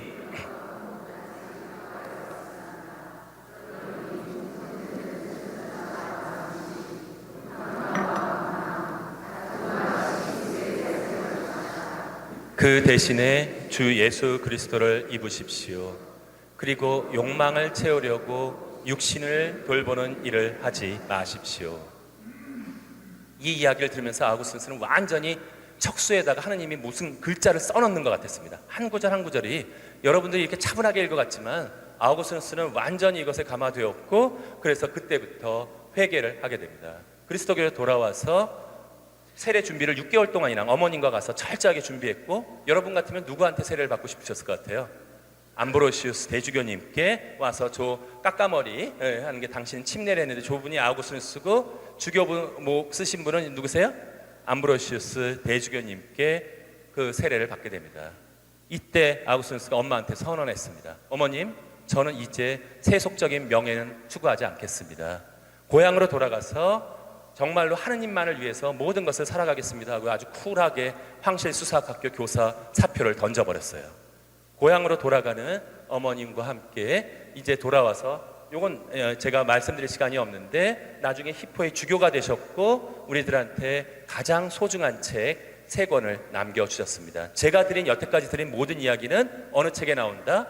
고백록이라는 책에 나옵니다. 나중에 여러분들이 한번 읽어보셨으면 좋겠는데, 지금부터 사랑과 기도에 대한 것에 어머니 모니카와 아우구스티누스가 찾아낸 사랑의 윤리에 대해서 잠깐 말씀드려보도록 하겠습니다. 그 세례를 준비하면서 어머니를 이렇게 평가했어요. 어머니도 언제나 저희와 함께 세례 준비하는 기간 동안 같이 해주셨습니다. 그이로 말하자면 옷으로야 여자이지만 믿음으로는 대장부요, 든든함으로는 할머니요, 사랑으로는 모친이요, 경건심으로는 그리스도인이었습니다. 이 어머님의 모범이 아우구스티누스는 그렇게 오랫동안 기다렸음에도 불구하고 어머니 모니카의 덕분에 돌아와서 이 사랑의 윤리라는 것을 하게 되었는데요. 사랑의 윤리는 한마디로 이렇게 요약될 수 있습니다. 빨간 글자만 한번 읽어주시겠어요? 사랑하시오. 그리고 당신들이 원하는 것을 하시오. 다시 한번요. 사랑하시오. 그리고 당신들이 원하는 것을 하시오. 우리 5월 9일 날 뭐 하죠? 느닷없이 선거하게 됐습니다. 선거를 하게 되었는데 보면은 선거 전에는 어쩌면 그렇게 얘기를 잘합니까? 선거 전에는 또 어쩌면 그렇게 어려운 곳을 잘 찾아갑니까? 그런데 우리는 다 알고 있어요. 이미 워낙 많이 자주 봐왔기 때문에 선거 전에만 찾아다니는 사람들이 어떤 마음을 가지고 찾아오는지를. 그들의 마음에는 무엇이 없냐면 아우구스누스가 바라볼 때는 그들이 가는 곳이 나쁜 곳인가요? 어려운 사람들 가서 봉사하고 장애인들한테 가서 뭐를 하고 뭐 소방관들한테 가서 뭐를 하고 온갖 어려운 곳을 찾아다니는데 그것은 모두 다 좋은 일이지만 아우구스누스는 뭐가 빠져 있다고 생각하는 거냐면 사랑이 빠져 있다는 거예요. 그 모든 일들을 표 때문에 표를 얻기 위해서 사람들을 속이기 위해서 그것을 가는 곳이라면 그것이 결과가 아무리 좋다고 하더라도 아우구스누스는 이것은 윤리적인 행위가 아니라고 가르쳤습니다. 그래서 뭐가 가장 중요하다? 사랑하시오. 그리고 당신들이 원하는 것을 하시오라고 가르쳤던 것이에요. 가장 중요한 것이 사랑이 결여되어 있으면 어떠한 것도 윤리적인 행위가 되지 못한다고 가르쳤습니다. 근데 여기까지만 하고 나서 난 1시간 견뎠는데 도대체 난 더 이상은 못 듣겠어 하고 집에 가시고 싶은 분이 있으시죠? 조금만 기다려주세요. 이때 가시면 부작용이 납니다. 이게 뭐예요? 이렇게 막 해놓고 나서 그냥 바로 가버리면 이게 또 부작용이 나는 경우가 있는데 무슨 부작용인지 조금 한번 설명을 드려볼게요. 무슨 일이 있냐면 사실은 이런 사람들이 있어요. 싫다고 그러는데도 계속 쫓아다니는 사람들이 있어요. 여러분들 아마 젊은 시절 때 좀 있었을 거예요. 많이 경험해 보신 분들이 계실 텐데 그 사람들을 보통 뭐라 그러나요? 싫다고 계속 얘기해도 또 옆에 사람들이 또 부추기까지 해요. 10번 치고 안 넘어가는 나무가 어딨냐? 계속 들이대 뭐 이렇게. 그래도 계속 싫다고 그래도 쫓아다니는 사람을 뭐라 하냐면 스토커라고 그러죠. 스토커. 우리나라에서 진짜 충격적인 스토킹이 한번 일어났습니다. 초등학생이 자기의 여선생님을 초등학교 때부터 사랑했어요. 그거는 얼마든지 있을 수 있어요. 너무 친절하고 예쁜 여선생님이 있으니까 사랑할 수 있는데 보통은 다 어떻게 돼요? 사춘기가 지나면서 초등학교 여선생님을 잊어버리는데 이 친구는 안 잊어버렸습니다. 계속해서 끝까지 선생님을 사랑했었고 그래서 성인이 되어서도 계속해서 10몇 년 위에 선생님을 계속 쫓아다녔어요. 선생님은 그 사랑을 받아줄 수 없었죠. 끝까지 거절하자 그만 이 학생이 선생님을 살해했습니다. 스토킹에 아주 우리나라, 일본에선 자주 일어났지만 우리나라에서 그렇게 충격적인 사건은 일어난 적이 없었는데 이 정도는 아니라고 하더라도 스토커 하는 사람들이 맨날 하는 얘기가 있습니다. 도대체 왜 그랬어요? 그러면은 뭐라고 얘기해요? 사랑하기 때문에 그랬다는 거예요. 뭐뭐 하기 때문에? 사랑하기 때문에. 그 스토커가 아우구스누스를 몰라서 그랬지 이걸 알았다고 한번 생각해 보세요. 다시 한번 읽어볼까요? 사랑하시오. 그리고 당신들이 원하는 것을 하시오. 소름 끼치셔야 되는데 소름이 안 끼치시네. 만일에 스토킹하는 사람들이 만일에 사랑한다는 이름에 제 멋대로 한다면 이것은 진정한 의미에서의 사랑이 아니라 엄청난 충격이 다가올 것이라는 것입니다. 그래서 아우구스누스는 질문을 던집니다. 모든 사랑이 그냥 좋은 사랑이 아니라면 어떤 사랑이 진짜 인간을 윤리적이고 좋은 사람으로 만들어주는 것인가? 아우구스누스는 두 가지로 구분했습니다. 사랑하는 대상을 삶을 자체로 사랑하는 것과 사랑하는 대상들을 갖다가 수단으로서 사랑하는 것을 구분했는데요. 각각의 이름을 붙였습니다. 이게 유용한 면이 있기 때문에 아예 저랑 같이 외주시면 좋을 것 같은데 제가 뒤에를 읽으면 그 사랑의 방식이 무엇인지 앞에를 대답을 해주시면 좋겠습니다. 삶을 자체를 목적으로서 사랑하는 것은 무슨 사랑? 향유, 프루이. 여기서 즐길 만한 것이란 뜻인데 여기서 프루이툼, 프루츠, 과일이 나왔습니다. 여기서 즐길 만한 것. 그 외의 목적을 위한 수단으로서 사랑하는 것은 뭐예요? 사용, 우틸라이즈. 영어의 우틸라이즈가 우티라는 라틴어 단어로부터 나왔는데 다시 한번요. 삶을 자체를 목적으로 사랑하는 것은 향유, 그 외의 목적을 위한 수단으로서 사랑하는 것은 사용. 그러면 두 가지 중에 어떤 게 진정한 사랑에 가까워 보이세요? 향유일까요? 사용일까요? 그나마 가까우려면 향유일 것 같은데 아우구스누스는 뭐라고 얘기하냐면 그때 달라요 이럽니다. 좀 황당하죠. 그때 다르다니 아무렇게나 뭐 지멋대로 향유해도 되고 사용해도 되냐? 그 뜻은 아니었어요. 대상이 어떤지에 따라서 향유해야 될 대상이 있고 사용해야 될 대상이 있다. 신플라톤주의를 다시 한번 돌아가 보면 좀 어려운 말로 가치의 질서는 존재의 질서를 따라야 된다라고 얘기했는데 이렇게 생각하시면 좋습니다. 저 그림 한번 신플라톤주의의 위계 질서였는데 인간이 어디 있다고 그러셨죠? 가운데 있습니다. 여기 가운데에 딱 이게 안 되는구나. 보이시죠? 인간 어디 있는지. 저 가운데 있다라 그랬는데 이 중에서 윤리적인 행동을 해야 될 것은 인간밖에 없습니다. 이럴 수 있나요? 동물한테 가서 야! 늑대, 야, 호랑아, 너 호랑이 우리에 들어온 토끼를, 야 사자야, 너 왜 호랑이 사자 우리에 들어온 토끼를 잡아먹었어? 라고 야단칠 수 있나요? 평화스럽게 너한테 놀러 들어온 토끼를 잡아먹은 넌 사자는 나쁜 사자야, 이 살토자야, 이럴 수는 없다는 거예요. 동물들한테는 그렇게 물어볼 수 없고, 누구만을 윤리적인 것으로 물어볼 수 있냐면 인간을 기준으로 한다면 인간보다 위에 있는 것들은 무슨 방식으로 사랑해야 한다? 향유로서 사랑해야 된다. 목적으로서 사랑해야 되고, 인간보다 밑에 있는 것들은 어떻게 사랑해야 한다? 사용, 수단으로서 사랑해야 된다. 여기에서 굉장히 중요한 것이 있습니다. 우리 가톨릭 신자들이 잘 모르는 것이 전통적인 분은 더 그렇습니다. 삼구라는 표현 들어보신 분 계세요? 삼구가 뭐죠? 우리 옛날 교리에는 나왔었는데 육신, 세속, 마귀 뭐 이렇게 배웠습니다. 이거는 그 중에 뭐가 들어가냐면 세속이라는 것이 들어가기 때문에 종종 그리스도교인들은 이 세상의 일들은 전부 다 나쁜 일이라고 생각하는 분들이 계세요. 하지만 이것은 정통 가톨릭 교리는 아닙니다. 이 세상의 모든 것은 누가 만드셨어요? 하나님이 만드셨어요. 하나님이 만드시고 나서 막 후회하셨나요? 하나님이 창조하신 다음에 뭐라고 그러셨죠? 보시니 좋더라라고 얘기하셨어요. 이 여기에 있는 모든 사물들은 하나님께서 다 만드신 것이기 때문에 어떠한 것도 그 자체로 나쁜 것은 없다는 거예요. 아우구스티누스의 말에 의하면. 뭐가 나쁘다? 인간들의 마음이 나쁘다는 거예요. 인간들의 마음이 나쁠 뿐이지 여기에 있는 일체에 있는 모든 것들은 다 나름대로 좋은 것들이다. 이게 굉장히 중요한 내용입니다. 그러면서 뭐라고 얘기하냐면 아우구스티누스는 보다 위의 것들은 어떻게 해야 돼? 향유, 목적으로서 사랑하고 밑에 것들은 수단으로서 사용하라. 너무 추상한 인적이니까 예를 한번 들어볼게요. 동물을 사랑하는 것이 좋은가요? 나쁜가요? 동물들 사랑하는 거? 좋죠. 우리 유기견이나 모든 것들 버려진 애들 돌보고 이 동물들을 돌봐주는 것들은 너무나 아름다운 행위입니다. 그러나 이러면 어떨까요? 타워라는 영화에서 나왔는데 불이 났어요. 막 그래서 사람들이 대피하고 나서 소방수들이 하고 있는데 갑자기 소방서로 연락이 왔어요.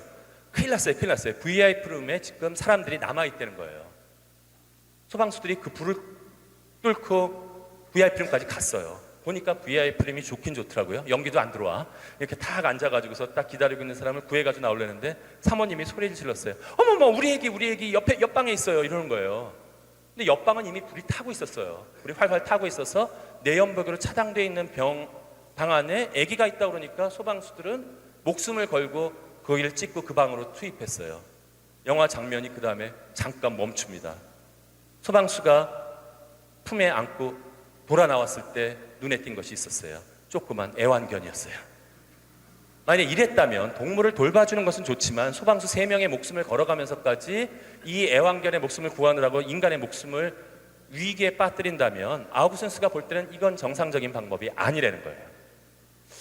돈은 어디 속할까요? 돈 여기 돈은 인간은 아니죠. 동물, 식물, 무생물, 진료 중에 돈은 어디 속할까요? 돈을 보여드릴게요. 그래야지 더 대답하기 좋으니까 제일 큰 돈을 쫙 꺼내서 여기 아주 누런 돈 있습니다. 이거 어디 속할까요? 동물인가요? 동물은 아닌 것 같고 식물인가요? 재질은 식물이지만 식물이면 좋을 것 같아요. 요거 심어놓고 나서 자라나면 깻잎처럼 쫙 뜯어가지고 가면 좋을 것 같은데 요게 스스로는 자라나지 않더라는 거예요. 요게 무생물인 거예요. 무생물인 것인데 그렇다고 그러면 돈은 무생물이니까 나쁜가요? 아우구스티누스 나쁘다고 그러지 않았어요. 돈 자체가 나쁜 것이 아니라 돈은 사용해서 좋은 일에 써야 되는데 무엇하는 게 문제다? 돈을 목적으로서 무엇하는 것? 향유하는 것이 문제라고 가르쳐 주는 것입니다. 아우구스티누스가 잘 들으셔야 돼요. 돈이라고 하는 것은 그 자체로 목적이 되어서 만약에 돈을 하느라고 우리 세월호처럼 조금 더 돈을 많이 벌기 위해서 그 모든 배에 탄 사람들을 생명의 위협을 빠쳐가면서 그것을 하려 한다면 아우구스티누스는 이것은 왜곡이라는 거예요. 하지만 이 돈을 가지고 식물 환경을 보호하고 동물을 좀 더 인간답게 좀 더 동물에 대한 그 권한을 보존하면서 하고 돈을 가지고 인간들을 살리는 데 쓸 수 있다면 그 돈이 왜 나쁘냐고 아우구스티누스는 물어보고 있는 것입니다. 대상 자체가 나쁜 것이 아니라 처음부터 끝까지 모두 다 누구에게 달려 있어요? 인간의 마음, 인간의 의지, 인간의 사랑하는 방식에 책임이 있다라고 아우구스티누스는 가르쳐줬던 것입니다. 하지만 아우구스티누스가 더 분노했던 것이 있었어요. 이 모든 질서 중에서 가장 높이의 신플라톤주의에서는 누가 있냐면 일자가 있습니다. 이거는 우리 그리스도교인은 아주 쉽게 유일하게 가장 높이 계신 분은 누군가요? 유일신 우리 하나님이라고 놓아도 아무 지장이 없고 아우구스티누스가 그 작업을 했습니다. 그렇다면 하나님은 향유해야 될까요? 사용해야 될까요? 절대적으로 향유해야 되는 분입니다. 어떠한 위의 상위가 없기 때문에 위에 상위가 있다면 그걸 위해서 사용해야 되겠지만 하느님 위에는 어떠한 대상도 없어요. 하느님은 무조건적으로 향유, 목적으로서 사랑하고 수단으로서는 결코 사용해서는 안 됩니다. 그런데 하느님을 사용하는 사람들이 있습니다. 이게 문제였어요. 아우구스티누스가 분노했던 것은. 종교전쟁 하면 떠오르는 전쟁이 있으세요? 종교전쟁? 그리스도교인들에서 작게 얘기하잖아요. 저도 작게 얘기할게요. 십자군 전쟁이요. 진짜 저는 중세 때 그 일이 벌어졌고 그 얘기를 할 때마다 너무 마음이 아픕니다. 교황님께서 선포하셨고요. 십자군 전쟁, 하나님께서 그것을 원하신다면서 전쟁을 벌였고 처음에 뜻은 성지 회복이라고 얘기했지만 그 성지 회복에서 하는 것보다도 훨씬 더 슬픈 일들과 그 학살과 일체의 모든 일들을 저질렀고요. 한 번이 아니라 8차에 걸쳐서 200년에 걸쳐서 그 일을 했습니다. 4차 십자군 전쟁 때는 예루살렘으로 가지도 않았어요. 그리스도교 국가인 콘스탄티노플을 털어서 온갖 소피아 성당, 여러분들 성지순례 가시는 그 성당이 피로 말발굽을 젖을 정도까지 잔혹한 일들을 벌이고 다녔습니다. 누구를 사용했어요? 하느님의 이름을 사용해서 십자가를 방패에다 걸고, 이것은 아우구스티누스는 가장 큰 죄라고 생각하는 거예요. 그러면 정말로 그런 극단적인 전쟁에서만 그러냐는 거예요. 놀랍게도 현대 사회에서도, 전 좀 진짜 부끄러운데, 그리스도교가 때로 자신들의 부를 느끼기 위해서 성당과 교회를 키우기 위해서 하느님을 목적으로서 하면서 그 수단으로서 우리들이 무엇을 사용하는 것이 아니라 하느님을 사용해서 자신들의 명예와 부와 이것을 추구한다면 이것은 바로 하느님을 사용하는 자들이다. 아우구스티누스는 이것은 가장 큰 죄라고 얘기해 주었던 것입니다. 그렇기 때문에 아우구스티누스는 이러한 것들을 다 통해서 향유와 사용에 대한 구분이야말로 가장 중요한 내용이라는 얘기를 제가 다 예를 들었고요. 이제 서서히 어머님 모니카의 기도로 들어가면서 강의를 정리해 볼까 합니다. 어머님의 모니카가 몇 번 안 들어줬죠. 잘 들어주지 않으신 적이 있었어요. 배 타지 말라고 그럴 때도 안 들어주셨고, 자기 결혼 좀 잘해서 꿈 좀 달라고 그럴 때도 하나님께서 들어주시지 않았어요. 그것뿐만이 아니었어요. 꿈을 많이 꿨다 그랬는데 어느 날 모니카가 꿈을 꿨는데, 가끔가다 그런 것이 있어요. 일반적인 꿈 자꾸 잊어버리시죠? 저도 그래요. 보통 꿈은 다 잊어버리는데 어떤 꿈들은 너무나 생생해서 아침에 일어난 다음에도 그것이 그대로 드러나는 경우가 있는데, 뭔가 예지몽처럼 뭔가 알려주는 꿈처럼 그런 경우가 있었는데, 어머니 모니카가 꿈을 꿨어요. 만이교에 아우구스티누스가 빠져있을 때였는데 아우구스티누스한테 쫓아와서 엄마가 이렇게 얘기했어요. 내가 꿈을 꿨는데 있지? 내가 이 나무에 판때기 위에 딱 이렇게 서 있었더니 천사가 나타나더니 나를 위로해 주었어. 내가 눈물을 흘리고 있는데 아무 걱정하지 마시라고. 당신의 아들도 당신의 위치에 가서 쓰게 될 날이 올 테니까 아무 걱정하지 말라고 나한테 위안을 해주었는데 너무 마음이 편했다. 그래서 너무 환하게 웃으면서 만이교에 아직 빠져있는 아우구스티누스를 찾아왔어요. 아우구스티누스가 뭐라 그런지 아세요? 거봐요, 엄마, 천사까지 나타나서 만이교에 들어오라고 지금 얘기해 주잖아요. 그러니까 엄마가 이제 만이교에 들어오라고 천사까지 나타나서 얘기했어요. 그때 엄마가 뭐라 했냐면 단호하게, 아니다, 내가 네 아들, 당신의 아들이 있는 곳에 가서 서라고 그러지 않고 내가 서 있는 곳에 당신의 아들도 와서 쓸 것이다라고 단호하게 얘기하게 됩니다. 아우구스티누스가 그때는 만유교에 빠져 있었지만 너무 인상적이었던 모양이에요. 어머님의 단호함이. 그래서 이것을 기억했다가 고백록에다 기록하게 되는데 그 정도가 아니었어요. 만유교에 빠져서 돌아다니는데 엄마 말을 죽어도 안 들어요. 그래서 어떻게 됐냐면, 지금으로 따지자면 대치이동에 어머님들이 너무 속상하시니까 차원석 신부님한테 쫓아간 거예요. 우리 애들이 말을 안 들어요. 아니면 우리 부주임 신부님한테 가서 얘기할 수도 있겠죠. 제발 애들 좀 대학 다니더니 냉담을 해요. 아까 그러셨다 그러더라고요. 그럼 고등학교 때는 학교 보내셨나요? 아니요, 그때는 학원 가야죠. 그러고 나니까 대학생 때 냉담했는데 그걸 갖다가 이제 와서 다시 이 성당에 오게 하는 거는 우리 신부님이 해달라고. 어머니 모니카도 그런 마음이 있었어요. 제발 만이교에 빠진 아들 아우구스누스를 데려와 달라고 계속 얘기했더니 주교님이 이렇게 얘기하셨어요. 아니라고. 당신의 아들 아우구스누스는 워낙 내가 어렸을 때부터 아는데 굉장히 똑똑한 사람이니까 그를 제발 좀 가만히 놔두시라고. 어머니 모니카는 놔둘 수가 없었어요. 큰일 났는데, 만이교에 빠졌는데. 막 얘기했더니 주교님이 솔직하게 얘기해 줬어요. 사실은 자기도 젊었을 때 만이교에 빠진 적이 있었다고. 그런데 자기 스스로 책을 읽고 빠져나왔는데 당신의 아들은 훨씬 더 똑똑하니까 스스로 알아서 만이교로부터 나올 것입니다라는 약속을 해주셨어요. 어머니 모니카는 그래도 소용없었어요. 얼핏 바라보면 이렇게, 그 다음엔 또 뭐라고 했냐면, 당분간 그를 내버려 두시오. 그를 위해 하느님께 뭐만 하시오? 기도만 하시오. 혼자 책을 읽다가 스스로 자기의 오류에 눈을 떠 하느님에게 등을 돌리고 살고 있는 자기를 발견하게 될 것입니다. 그럼에도 불구하고 어머니 모니카는 주교님의 수단자락을 놓아드리지 않았어요. 남들이 보면 이수일과 심순애를 하는 줄 알았어요. 수일 씨, 저를 떠나지 말아주세요. 폼은 딱 그거였는데, 그랬을 때 주교님께서 이렇게 간청하는 어머니께 이렇게 얘기해 줬습니다. 같이 한번 읽어볼까요? 이렇게 흘리는 눈물의 자식이 망할 리 없습니다. 다시 한번 읽어볼까요? 이렇게 흘리는 눈물의 자식이 망할 리 없습니다. 큰 위안이 됐어요. 어머님이 진짜로 눈물 흘리면서 이렇게 울고 계는 이 사랑이 있는데 망할 리 없다라고 얘기해 준 것이었어요. 그런데 사실은 이 약속이 이루어지는 데는 몇 년이 걸렸다? 거의 20년이 걸렸어요. 여기 킥이 있어요. 눈물의 자식으로 계속 매달리면 바로바로 하느님께서 이 기도를 들어주실 것 같은데, 필요에 따라서는 10년이 아니라 거의 20년 가까이 기다림을 해야 하는 때가 있다라고 하는 것이었습니다. 결국 무엇을 통해서 이루어졌냐 하면 아우구스누스의 회개를 통해서 어머님의 꿈이 이루어졌습니다.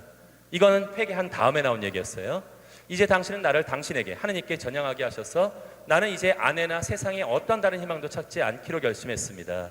나는 오래전에 당신이 나에게 대하여 꿈으로 어머님에게 보여주셨던, 기억나세요? 판대기?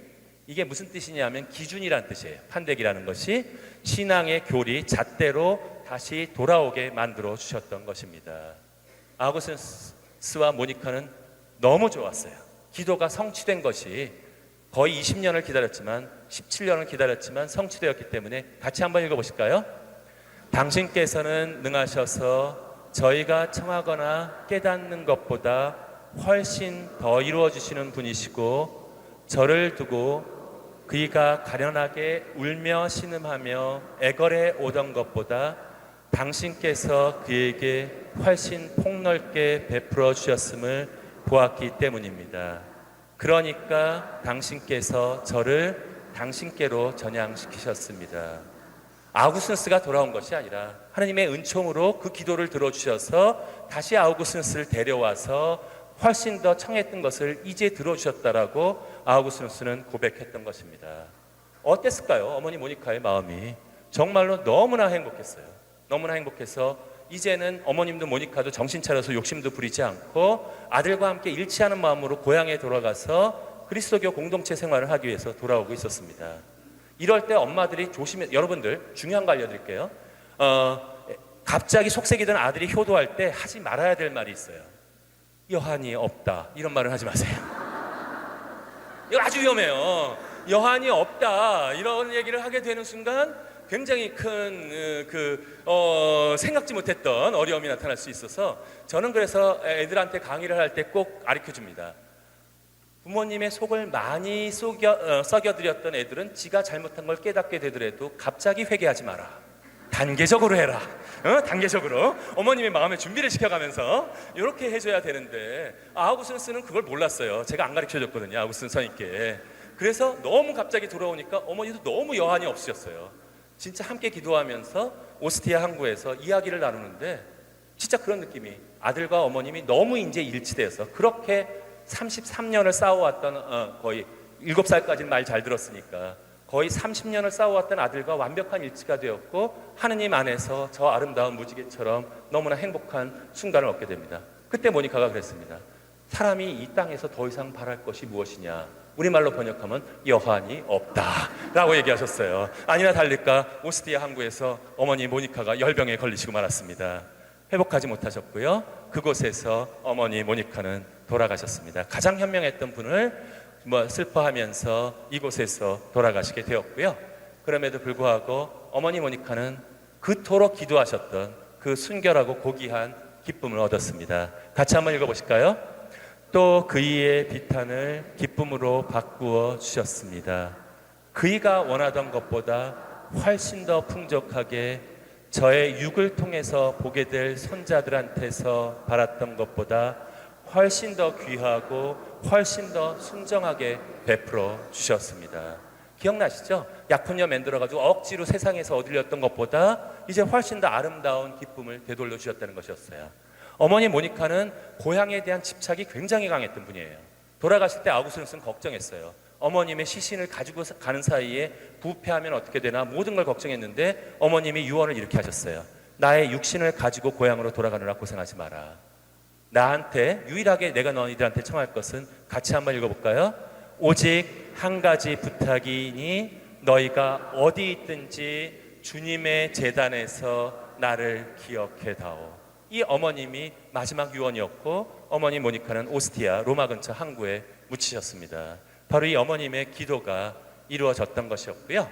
이제 시간이 거의 다 됐기 때문에 기도를 저와 함께 정리해 보도록 하겠습니다. 얼마나 힘드셨을까요? 진짜 어머님들 좀 힘드시잖아요. 애들이 조금만 속을 쓰게도 내 마음처럼 되지 않을 때도, 그런데 마음처럼 되시겠어요? 그래서 제가 아까 맨 처음에 어머니 모니카의 시절을 말씀을 드렸어요. 제 동생 부부가 제 바로 밑에 동생이 저희 집에 열심히 드나들던 내 친구랑 결혼했어요. 그런데 다행이었던 건 그 친구가 워낙 성격이 좋아서 우리 까칠한 내 동생이랑 아주 잘 맞을 거라고 했는데 우리 제 여동생이 한 성격 했거든요. 그래가지고서 막 그랬는데 애를 딸 하나와 아들 둘을 키우면서 이래요. 가끔 가다 보면 딸을 키우는데 자기랑 너무 비슷하대. 느낌 오시죠? 자기랑 너무 비슷해서 어떤 땐 더 화가 난대. 막 이럴 정도로 그런 경우가 있는데, 그런데도 불구하고 자기 마음처럼 되지 않아요. 자기도 어머니 마음처럼 안 됐는데 어떻게 갑자기 자기 딸이 그렇게 마음처럼 되겠어요. 하지만 그게 기다리기 너무 힘든데 모니카는 거의 20년을 기다렸어요. 자기 사랑했던 아들이, 아니 30년이죠. 방황했던 때부터 치면 30년을 기다리고 나서야 어머니 모니카한테 돌아왔는데, 정말 극단적인 상황, 이단에 빠지고 모든 것들을 제멋대로 할 때도 어머니 모니카는 포기하지 않았고, 십자가, 지금의 우리 사순시기의 의미는 굉장히 중요한 약속이 있습니다. 이게 마지막 말이라면 아마 그리스도교처럼 영세적인 종교는 없을 거예요. 이거를 거쳐야지만 부활과 아까 순결한 기쁨을 느끼게 될 수 있다는 사실을 보여주셨고요. 희망이 보이지 않았어요. 어떤 때는. 그래서 눈물로 지새우면서 계속해서 울고 카르타고에 혼자 던져져 버려서 경당에 들어가서 아침에 나타났을 때의 그 배신감 같은 거 한번 생각해 보실까요? 자기를 속여가면서까지 간 아들을, 하지만 사랑 때문에 기도를 해줄 수밖에 없는 어머님의 마음을 가지고, 하지만 모니카의 가장 큰 힘은 희망을 포기하지 않으셨어요. 끝까지 희망을 가지고 있었고, 우리 아우구스누스 성인은 자기 방황했어요. 제발 한 가지 부탁드리고 싶은 것이 하나 있는데, 우리 어머님들은 애들을 너무 사랑해 주세요. 아까 모니카가 헬리콥터 맘 잠깐 했던 것처럼 우리 어떤 어머님들은 잠깐이 아니라 평생을 하세요. 해가지고 진짜 우리 한국 사회에서 내가 충격받았던 거는 헬리콥터 맘이 어디까지 떴다 그러냐면, 사실이 아니길 바랍니다. 이거는 진짜 거짓 뉴스이길 바라는데 사법연수원 앞에 떴대요. 왜? 그 중에 절반밖에, 우리 이 안에서 검사님도 계시다고 들었는데, 검사나 판사가 되신 분들은 대단한 분이기 때문에 거기 굉장히 상위의 성적을 얻어야 되기 때문에, 만일에 사법연수원에까지 헬리콥터 맘이 뜬다면 그러면 나중에 어떻게 해야 되냐면 재판할 때도 도와줘야 돼요. 그러니까 뭐냐면 어떻게 되냐면 어머님 재판, 헌법재판소가 아니라 어머니 재판소를 둬서 아들들이 결정하다가 못하면 어머님께 여쭤봐야 돼요. 어머님께 와서 이게 해도 되겠습니까? 이게 진짜 말이 되겠습니까? 아이들이 정말로 주체의식을 방황하도록 놓아두지 않은 아들은 진짜 아들이 아닙니다. 무엇을 준비해 놓으시는 것이냐 하면 아까 사랑하기 때문에 하는 게 스토커만 사람들을 망가뜨리지 않습니다. 누가 망가뜨리냐 하면 어머님들의 고귀한 아가페라는 사랑이 망가뜨릴 수 있어요. 무슨 뜻이냐 하면 온실처럼 애를 계속 키워나가면 어머님은 여기까지밖에 못 큰다라고 생각하지만 자신감 있게 말씀드릴게요. 하나님께서는 여러분들의 자녀한테 여러분들이 생각하는 것보다, 모니카도 그랬잖아요. 모니카가 생각했던 것보다 훨씬 더 위대한 것을 준비해 놓으신 것처럼 여러분들이 생각하는 아들들한테 생각한 것보다 훨씬 더 위대한 것을 준비해 놓으실 수 있어요. 근데 어머님들이 다 자기 틀에다가 아이를 넣어버리는 순간 무엇가 작동하지 않으세요? 하나님께서 작동하시고 활동하실 수 있는 여력은 없어요. 제가 그래서 아구스노 성인을 모시고 왔습니다. 방황하고 나서도, 실패하고 나서 이렇게 될 수 있습니다. 제가 이중 전과자 그랬잖아요. 창피하지만 이중 전과자 하고 나서도 이만큼은 할 수 있어요. 그렇다면 여러분들의 훌륭한 아들들은 얼마나 더 잘할 수 있을까요? 우리가 믿음을 가지고 정말 방황하도록 한번 놓아줄 수 있다면 좋을 것 같습니다. 아들은 아들이고 우리 얘기 한번 해봅시다. 여러분들 마음 안에 사랑하는 대상이 다 있어요. 무엇을 사랑하시나요? 진짜 나의 마음을 지금 가장 사로잡고 있는 대상은 무엇인가요? 한번 요번 사순 시간, 우리 나중에 성주간 때 내가 사랑하는 대상이 무엇인지를 한번 좀 진지하게 기도 속에서 찾아봐 주셨으면 좋겠습니다. 아까 기도가 들어준 적도 있었고, 오래 걸렸지만 들어주신 적도 있었고, 들어주지 않은 기도들도 있었어요. 그렇죠? 응? 아까 로마로 떠나지 말라든지 자식 꿈 좀 보여달라 할 때는 모니카의 기도조차도 안 들어주셨는데, 아까 가장 중요하게 일반적으로 얘기하자면 뭐예요? 자신을 같이 한번 읽어볼까요? 수단으로 사용해야 할 것을 최고의 목적으로 삼아 향유하는 일이 없도록 해야 됩니다. 기도가 들어지지 않을 때 행복론이라는 책에서 아우구스누스가 이렇게 얘기합니다. 어떤 사람이 막 항해를 하다가 파도에 휩쓸려서 거의 죽게 됐어요. 애달게 하느님께 하느님 왜 이런 위기를 저한테 주십니까? 제발 좀 살려주세요. 그러면서 아우구스누스가 그 옆에다 하느님의 답을 갖다가 자기가 대신 써놔줬어요. 내가 인도로 보내니 너를 바다로? 지가 욕심에 뻗쳐가지고서 그렇게 가지 말라고 바다로 뛰어들어가지고 그 먼 항해를 하고 나서 왜 갑자기 나한테 살아달라고 그래? 하느님은 그렇게는 안 하시겠지만 아우구스누스가 바라볼 때는 그 마음의 향유와 사용이 뒤틀리는 순간 항상 엄청난 걱정에 휘둘리게 될 것이다 라고 얘기해 주었던 것입니다. 그래서 한마디로 말씀드릴게요. 하느님은 같이 한번 읽어볼까요? 은총 자판기가 아니다. 이런 줄 아세요. 30배, 60배, 100배 하니까 로또 하는 줄 아세요. 하나님한테 하나 넣고 자 내가 이 정도 기도했으면, 내가 헌금도 이렇게 했고 이 정도 했으면 쏴줘야 되잖아요. 진짜 그럴까요? 그렇지 않다는 거예요. 하나님은 은총 자판기가 아니라 진짜 기도를 통해서 어머니 모니카도 뜻을 찾아간 것처럼 우리의 뜻에 하나님을 맞추는 것이 아니라 하나님의 뜻에 우리를 맞추는 기도가 혹시 올바른 기도가 아닐까라고 여러분들을 초대하고 싶습니다. 위안을 주십니다. 시편을 갖다가 아우구스누스가 고백록에서 그대로 위하는 것이기 때문에 한번 같이 읽어볼까요? 제 의로움을 지켜주시는 하느님, 제가 부르짖을 때 응답해 주소서. 공경에서 저를 끌어내셨으니 자비를 베푸시어 제 기도를 들으소서. 이 조건만 갖춰진다면 아마 주님께서 틀림없이 기도를 들어주실 것이다 라고 생각합니다. 어머님 모니카를 가지고 이렇게 정리했어요. 제가 그냥 읽을게요. 어머니는 당신께 금과 은을 조르지도 않았고 흔들리고 덧없는 선을 구하지도 않았습니다. 자기 아들의 영혼이 구원되기를 눈물을 뿌리며 애원하는데 또 당신의 선물로 그러가 여자가 된 터에 당신께서 어찌 외면하시고 어찌 도움을 마다하실 수 있겠습니까?